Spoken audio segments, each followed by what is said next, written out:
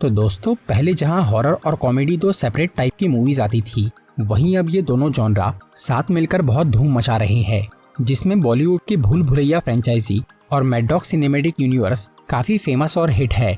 लेकिन अब हमारे बाहुबली यानी प्रभास भी इस कैटेगरी में एंटर कर रहे हैं।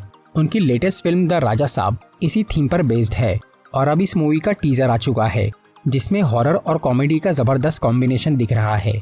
आज मैं द राजा साहब के टीजर का ब्रेकडाउन और रिव्यू करूंगा और बताऊंगा आपको इस फिल्म की स्टोरी के बारे में। तो आइए देखते हैं।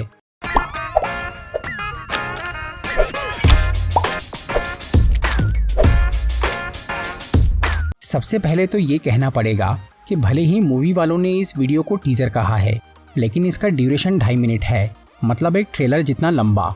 इसीलिए इससे हमें फिल्म की काफी सारी डिटेल्स मिल जाती है। तो चलिए एक एक करके सब पे नजर डालते हैं। टीजर की शुरुआत में हमें एक बड़ा सा महल दिखाया जाता है, जिसमें एक बूढ़े आदमी की फोटो लगी है, जो कि हमारे बॉलीवुड स्टार संजय दत्त है, जिन्हें यहाँ एक राजा की तरह दिखाया जा रहा है, जो कि शायद मर चुका है और एक भूत बन गया है। वो यहाँ कह रहा है कि ये घर उसका शरीर है और वहाँ की दौलत उसकी आत्मा, जिसे वो मरने के बाद भी नहीं छोड़ेगा। मतलब उसे अपने महल और उसकी हर चीज से बहुत प्यार है, जिसे वो किसी को भी देना नहीं चाहता। और यही इस स्टोरी का बेस है। मतलब लोग इस घर की दौलत हासिल करना चाहेंगे और ये भूत बंगला उन्हें परेशान करेगा। टीजर में हमें आगे दिखते हैं प्रभास, जो कि काफी टाइम बाद रोमांटिक और कॉमेडी रोल कर रहे हैं। वो पिछले कई साल से सीरियस एक्शन मूवीज में ही काम कर रहे थे, तो उनका ये ट्रांजिशन फैंस को थोड़ा अच्छा लगा। अब अगर राजा साहब में प्रभास के कैरेक्टर की बात करें, तो फिल्म में उसे एक आवारा टाइप का आदमी बताया गया है, जो कि शहर में टाइम पास वाली जिंदगी बिता रहा है। पर आगे वो गांव के उस भूतिया महल में पहुंच जाता है। वो यहाँ क्यों आया है, इसका रीजन हमें एक डायलॉग से पता चलता है। टीजर के एंड में प्रभास बोलता है कि दादा ने नानी की याद दिला दी।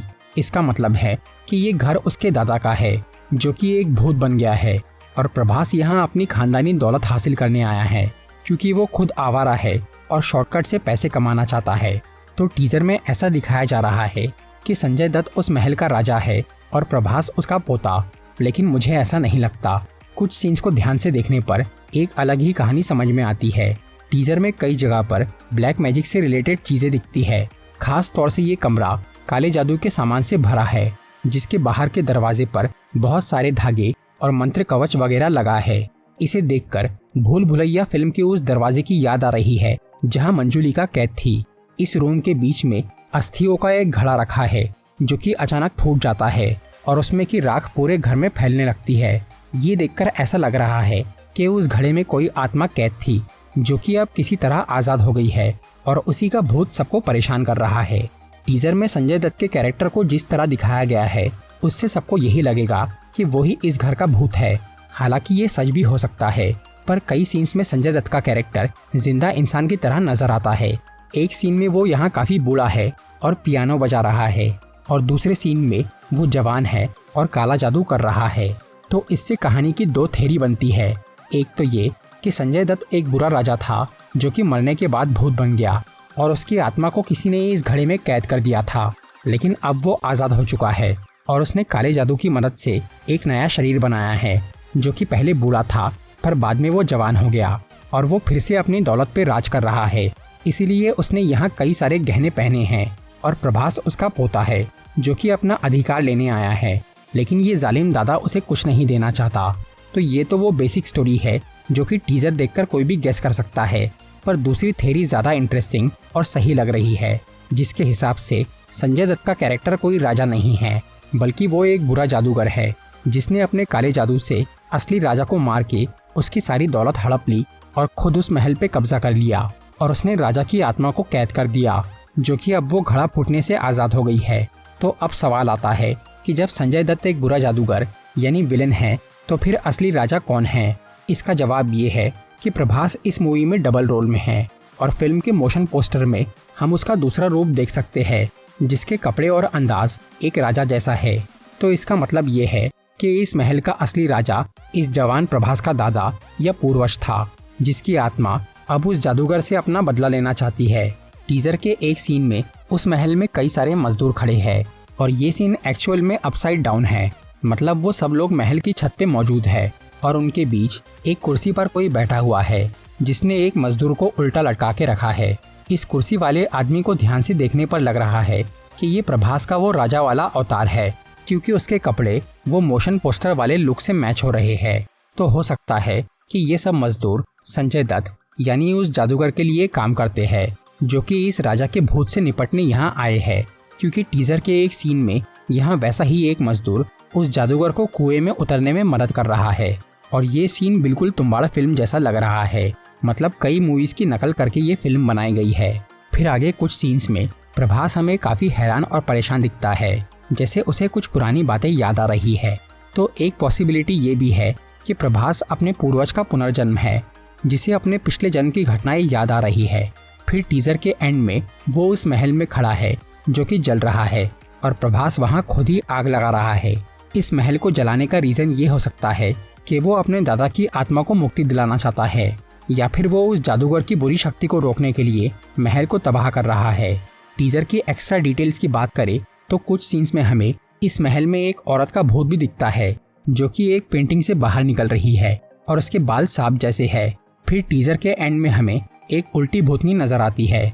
ये औरत राजा की बीवी हो सकती है, जिसकी यहाँ महल में एक बड़ी सी फोटो लगी है, और शायद वो भी अपने पति की तरह ही भूत बन चुकी है, या फिर ये औरत फिल्म का मेन भूत ही है, जो कि अलग अलग रूप में प्रकट हो रहा है। एक सीन में हमें बॉलीवुड एक्टर बोमन ईरानी भी दिखते हैं, जिनके हाथ में एक जलती हुई किताब है, और उनके सामने एक बूढ़ा आदमी खड़ा है, जो कि वो जादूगर हो सकता है। बोमन ईरानी का ये कैरेक्टर एक लाइब्रेरियन लग रहा है, जिसे भूत प्रेतों के बारे में जानकारी है, जैसा कि स्त्री फिल्म में पंकज त्रिपाठी का कैरेक्टर रुद्रा था। ये तो था टीजर का ब्रेकडाउन। अब बात करते हैं इसके रिव्यू और मूवी की एडिशनल डिटेल्स की। इस फिल्म का जॉनरा हॉरर कॉमेडी है, और इसके टीजर को देखकर हमें याद आती है बॉलीवुड की भूल भुलैया और स्त्री फिल्म की, जो कि इसी कैटेगरी की मूवीज है और काफी ज्यादा हिट है। इसीलिए ये बात एकदम साफ है कि प्रभास की ये फिल्म स्त्री और भूल भुलैया की कॉपी करके बनाई गई है, क्योंकि टीजर देखने पर हमें बिल्कुल उन्हीं मूवीज की फीलिंग आती है। वैसे तो अक्सर बॉलीवुड वाले साउथ फिल्म इंडस्ट्री की कॉपी करते हैं, लेकिन इस बार साउथ वालों ने बॉलीवुड का फॉर्मूला अपनाया है। अब देखते हैं कि ये फिल्म कितनी हिट होती है। वैसे फिल्म के ग्राफिक्स बढ़िया लग रहे हैं, और उसी की वजह से ये फिल्म डिले हुई है। पहले ये मूवी इस साल अप्रैल में रिलीज होने वाली थी, लेकिन इसके VFX कंप्लीट नहीं हुए थे, इसीलिए उसे पोस्टपोन करके दिसंबर में रिलीज किया जाने वाला है। ग्राफिक्स के अलावा फिल्म की कास्ट भी जबरदस्त है। एक तो प्रभास का स्टारडम और संजू बाबा का नेगेटिव रोल, जो कि सबको काफी पसंद है। इनके अलावा मूवी में साउथ की 3 अच्छी एक्ट्रेसेस भी शामिल है। इस फिल्म की शूटिंग के लिए हैदराबाद में एक बहुत बड़ा सेट बनाया गया था, जो कि 41,000 स्क्वायर फीट का है, क्योंकि ये महल ही काफी ज्यादा बड़ा है और मूवी की मैक्सिमम शूटिंग यहीं पे हुई है। इतने बड़े सेट और फिल्म की जोरदार कास्ट की वजह से इसका बजट लगभग 400 करोड़ रुपए है। इसीलिए इसे इंडिया की बिगेस्ट हॉरर फैंटेसी मूवी कहा जा रहा है। फिल्म की स्टोरी तो ठीक लग रही है, और यहाँ हॉरर और कॉमेडी का भी बढ़िया कॉम्बिनेशन है, लेकिन क्या ये बॉलीवुड की हिट फ्रेंचाइजीज की बराबरी कर पाएंगी या नहीं, ये तो मूवी आने के बाद ही पता चलेगा। तो दोस्तों, ये था द राजा साहब का टीजर ब्रेकडाउन और मूवी के बारे में कुछ इन्फॉर्मेशन। अगर आपको ये वीडियो अच्छी लगी हो तो इसे लाइक और शेयर जरूर करिए, और ऐसी ही इंटरेस्टिंग वीडियोस देखने के लिए सब्सक्राइब कीजिए हमारा चैनल और इस बेल आइकन को दबाइए, ताकि आपको हमारी वीडियोस सही टाइम पर मिल सके।